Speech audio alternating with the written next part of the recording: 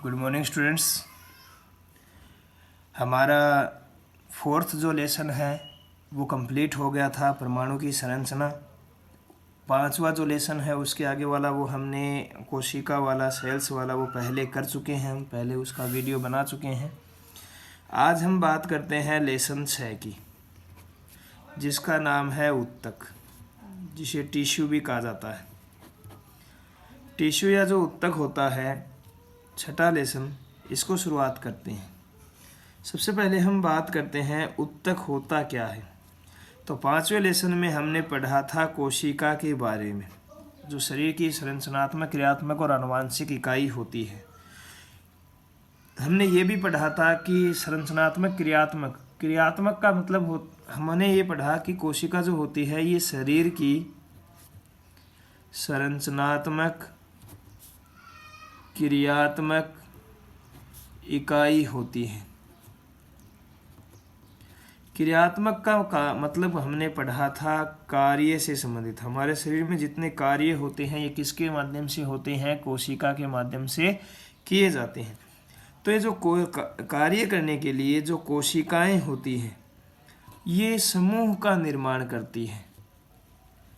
कोशिकाएं जो होती है ये किसी कार्य को करने के लिए क्या करती है? समूहों का निर्माण करती है। ये समूह ही क्या कहलाते हैं? उत्तक कहलाते हैं। दोबारा सुनिएगा, हमने कोशिका के बारे में लेसन 5 में पढ़ा कि जो शरीर होता है इसकी संरचनात्मक, क्रियात्मक इकाई कोशिका होती है। क्रियात्मक का मतलब होता है कि जो कोशिका होती है वो हमारे शरीर में विभिन्न प्रकार के कार्यों को संपादित करती है, और कार्य जो होते हैं इनको करने के लिए जो कोशिकाएं होती हैं वो समूह का निर्माण करती है, और इन विशिष्ट समूहों को जो एक प्रकार का कार्य को संपादित करते हैं उन्हें हम क्या कह देते हैं? उत्तके कह देते हैं।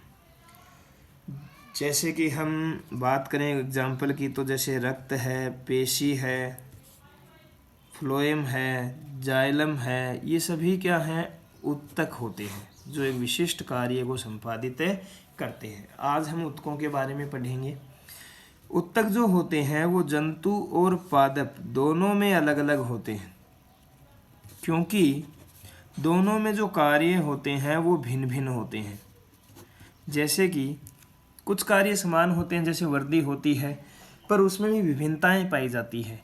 जो पौधे होते हैं उनमें सीमित वर्दी जो होती है वो सीमित होती है।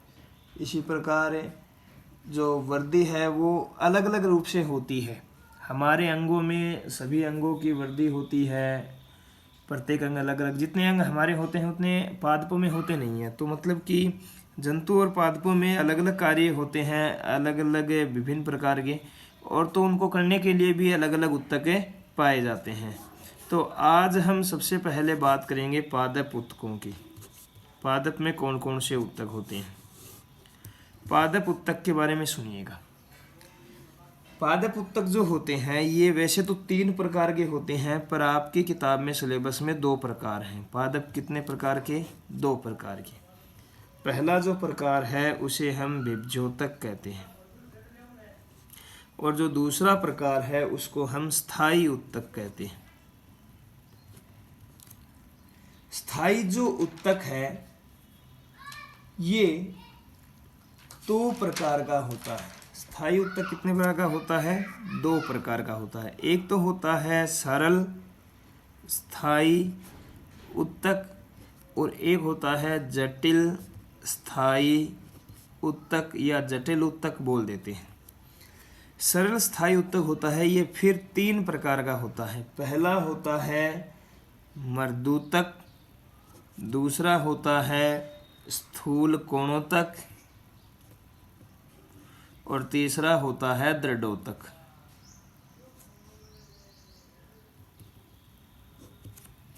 इसी प्रकार जो जटिल स्थायी उत्तक है ये 2 प्रकार के होते हैं। एक तो होता है जाइलम और एक होता है फ्लोएम।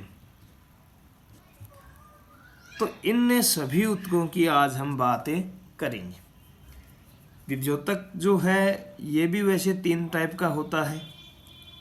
विभज्योतक जो होता है इसका पहला भाग होता है शीर्षस्थ विभज्योतक, दूसरा होता है पार्श्वीय विभज्योतक, ये अपार्श्व विभज्योतक, और तीसरा होता है अंतर्वेशी।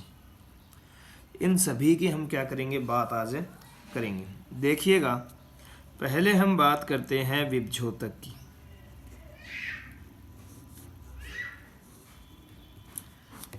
विभज्योतक जो उत्तक होता है, इसमें क्या होता है कि ये विभज्योतक जो पादप का परोह भाग है, परो किसे कहेंगे, सबसे पहले ये सुनना।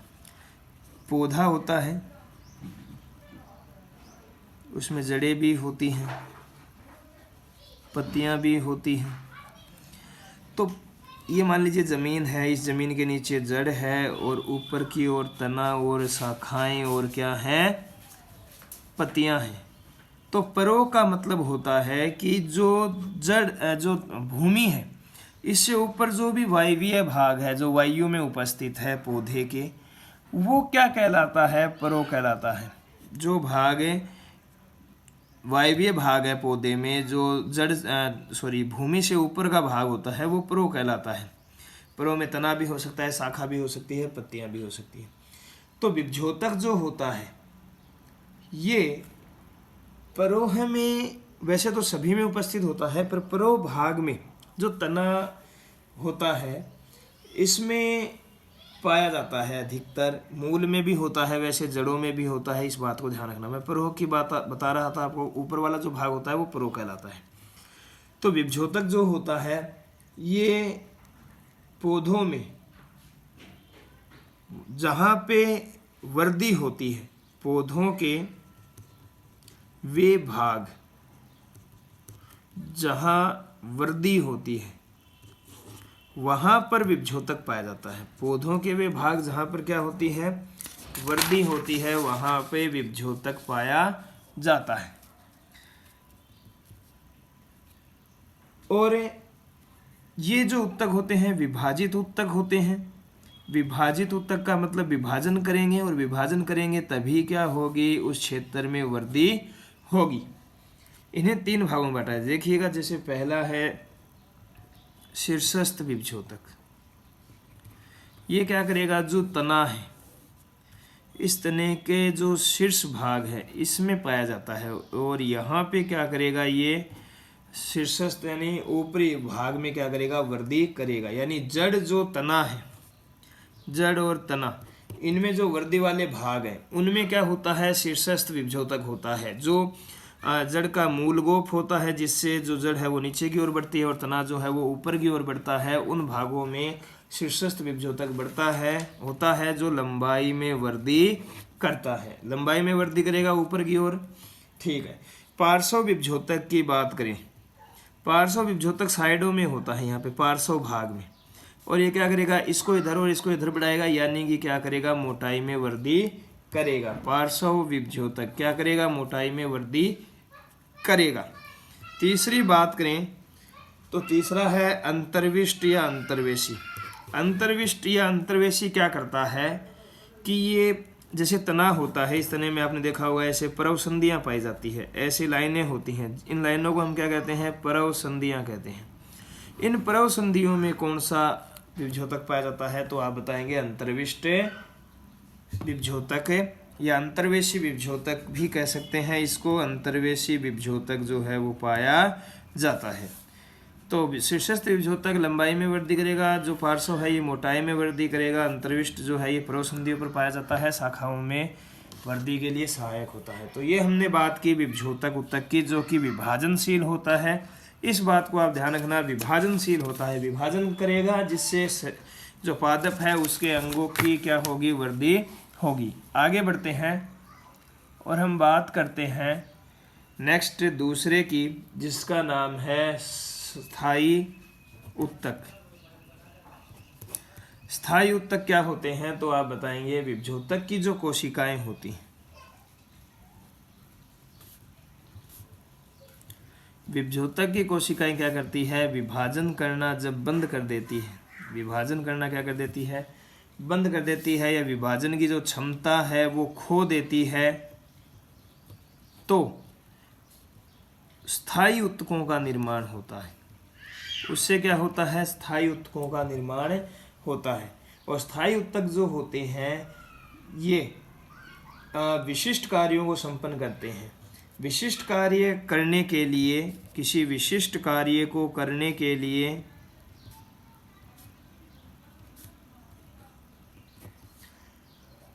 स्थायी रूप से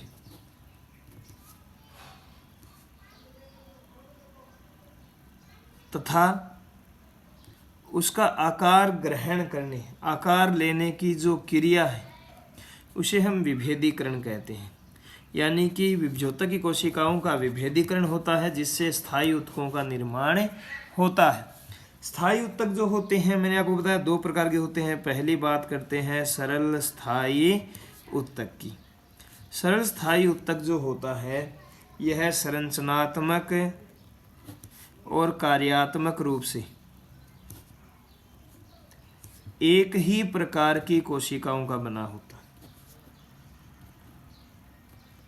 यानी कि इसमें जितनी भी कोशिकाएं होती हैं वो सभी कोशिकाएं क्या होती हैं, समान होती हैं। संरचना में भी समान होती है और उनके कार्य भी क्या होते हैं, समान होते हैं। यानी कि सरल स्थायी ऊतक में जो कोशिकाएं होती हैं वो सभी जो होती हैं समान होती हैं, संरचनात्मक कार्यात्मक रूप से एक ही प्रकार की कोशिकाओं से मिलकर बनी होती है। इनमें एक ही प्रकार की कोशिका होती है। जबकि दूसरे जटिल स्थायी ऊतक की बात करेंगे तो उसमें अलग अलग कोशिकाएं होती हैं। इसे 3 प्रकारों में बांटा गया है। पहले की बात करते हैं मर्दूतक, जिसे हमें पेरेनकाइमा भी कह देते हैं इंग्लिश में। पेरेनकाइमा या मर्दूतक क्या होता है? यह ऊतक की कोशिकाएं जो होती है, इन ऊतकों की जो कोशिकाएं होती हैं वो जीवित होती हैं, स्पष्ट केंद्रक युक्त होती हैं, यानी इनमें केंद्रक पाया जाता है, और इसके अलावा पतली कोशिका भित्ति वाली होती है। क्या होती है? इनकी जो कोशिका की कोशिका भित्ति होती है वो क्या होती है, पतली होती है। इनकी कोशिकाओं के मध्य जो इनकी कोशिकाएं होती हैं इस प्रकार से, इनकी कोशिकाओं के बीच में देखिएगा ये जैसे स्थान दिखाई दे रहे हैं, इन स्थानों को हम बोलते हैं अंतराकोशिकीय स्थान। अंतराकोशिकीय स्थान, तो इनकी कोशिकाओं के मध्य क्या पाए जाते हैं, अंतराकोशिकीय स्थान पाए जाते हैं। ये कार्य क्या करती है तो आप बताएंगे, जो भोज्य पदार्थ होते हैं पादप में उनका संचय करती है, यानी कि संग्रह करती है, इकट्ठा करती है। इसके अलावा अगर कहीं पे घाव हो गया, मतलब कि कोई अंग है कटाव आ गया उसमें पौधे के, तो ये होते तो वैसे क्या है, स्थायी होते हैं, यानी कि विभाजन नहीं दर्शाते, पर घाव होने की स्थिति में ये विभाजन कर सकते हैं और विभाजन द्वारा इस घाव की क्या करते हैं, मरम्मत करते हैं। तो घाव की मरम्मत करने का कार्य भी इनका होता है। इस समय ही ये क्या करेंगी, विभाजन करेंगी, अन्यथा ये विभाजन नहीं दर्शाती हैं। आगे हम बात करें दूसरे की, तो दूसरा जो ऊतक होता है उसका नाम है स्थूल कोणोतक, जिसे हमें कोलेनकाइमा भी कह देते हैं, जिसे हम कोलेनकाइमा भी कह देते हैं। कोलेनकाइमा जो होता है इसकी जो सेल्स होती हैं ये जीवित होती हैं, और इसकी जो सेल्स होती है इसमें हरितलवक भी पाया जा सकता है। कभी कभी क्या होता है, हरितलवक भी होता है। हरितलवक के कारण पत्तियों का रंग हरा होता है, आप जानते हैं। हरा जो भाग होता है पौधे में वहाँ पे सभी जगह क्या होता है, हरितलवक पाया जाता है। तो सेल्स जो होती हैं जीवित होती हैं और हरितलवक पाया जाता है। ये कोशिकाएं जो होती हैं बहुभुजी होती हैं, कई भुजाएं होती हैं, मतलब इनमें वह गोलाकार भी हो सकती है, या तो बहुभुजीकार होगी या गोलाकार हो जाएगी। इनकी जो लंबाई होती है वो अपेक्षाकृत अधिक होती है, मतलब इन कोशिकाओं की जो लंबाई है वो अपेक्षाकृत लंबाई अधिक होती है।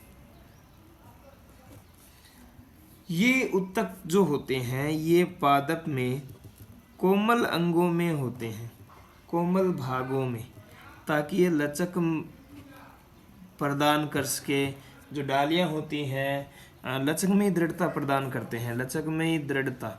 यानी कि आपने देखा होगा कई डालियाँ होती हैं जो निर्मित होती हैं, नई बनती है, तब उनको हम अगर खींच के नीचे भी लाते हैं तो वो लचक होती है, उनमें टूटती नहीं है। तो ये लचक में जो दृढ़ता प्रदान करती है पादपों में, वो कौन से उत्तक करते हैं? कोलेन कायमाया स्थूल कोणोत्तक उत्तक करते हैं। ठीक है, आगे बढ़ते हैं तीसरे उत्तक की ओर, जिसका नाम है दृढ़ोत्तक। इसे हम कोलेन स्क्लेरेन कायमा भी कह देते हैं।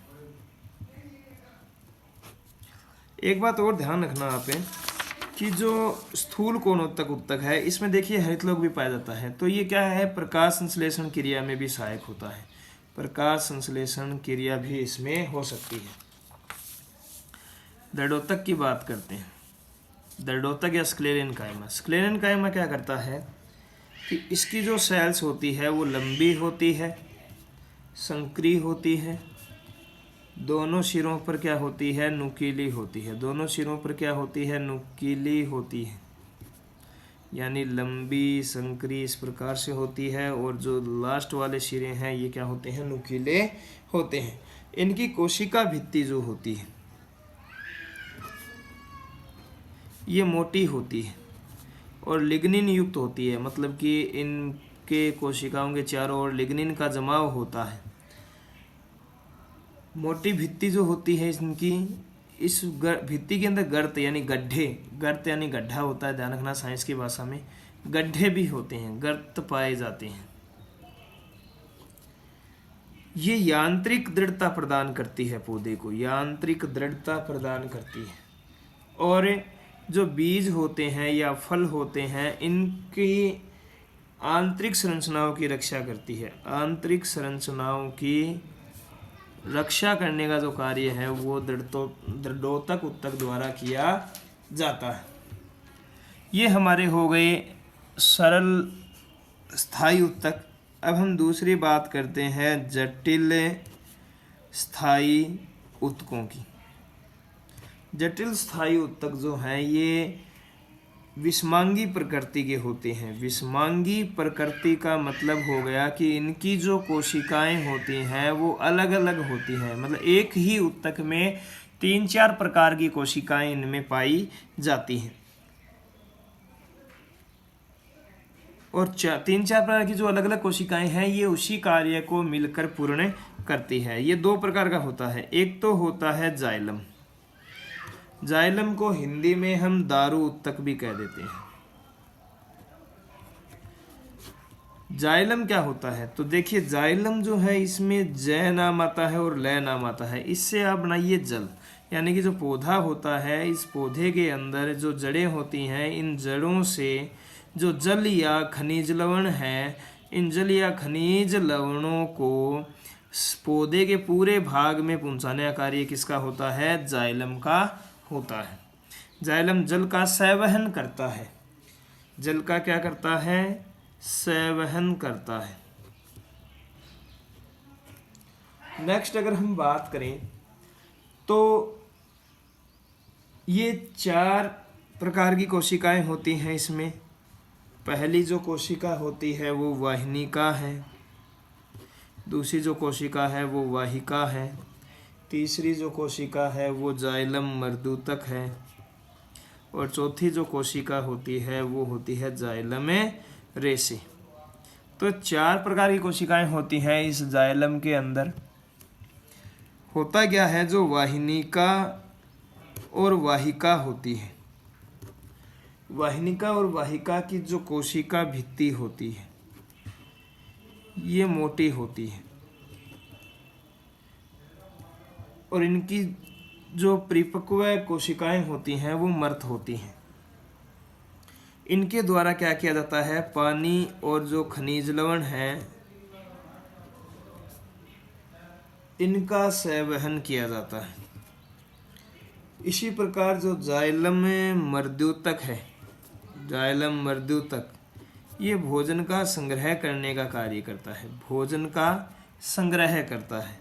और जो जाइलम रेशे होते हैं, ये जाइलम रेशे मुख्यतः जो सहारा देने का कार्य करते हैं, जो संवहन क्रिया हो रही है उसमें सहयोग करने का कार्य करते हैं। तो ये हमने बात की किसकी, जाइलम उत्तक की। अब हम बात करते हैं फ्लोएम उत्तक की। दूसरा है फ्लोएम उत्तक। फ्लोएम को हम हिंदी में पोषवाह कह देते हैं। फ्लोएम जो उत्तक होता है, ये उत्तक भोजन जो होता है, जो खाद्य पदार्थ तरल रूप में बनते हैं, पौधे में पत्तियों पे प्रकाश संश्लेषण क्रिया द्वारा जो भोजन बनता है उसे तरल रूप में पौधे के विभिन्न भागों में पहुंचाना, यानी खाद्य पदार्थों का ये क्या करता है, संवहन करने का कार्य करता है।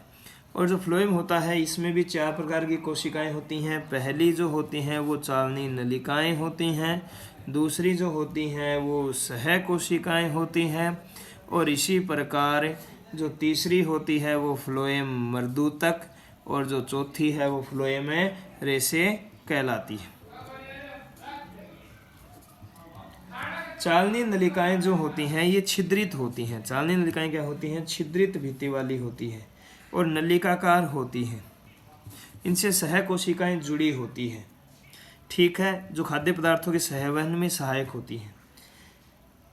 फ्लोएम जाइलम जो है, फ्लोएम कोशिकाएं जो होती हैं ये क्या होती हैं, जीवित होती हैं। क्या होती हैं, जीवित होती हैं। फ्लोएम का मेनली कार्य खाद्य पदार्थों का सहवहन करना होता है। ये हो गए पादप उत्तक। जटिल जो जंतु उत्तक है उनकी बात करेंगे अगले वीडियो में।